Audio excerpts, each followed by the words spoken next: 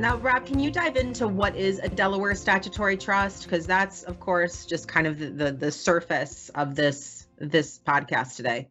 Yeah, the Delaware Statutory Trust, or DST, the acronym is as we refer to it because it gets kind of tiring saying Delaware Statutory Trust all the time.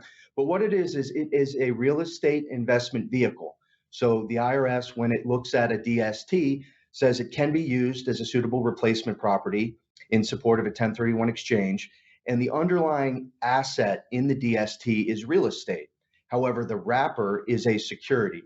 So me and my team are all licensed with FINRA. You have to be a registered representative or a registered investment advisor to utilize the Delaware Statutory Trust vehicles with clients.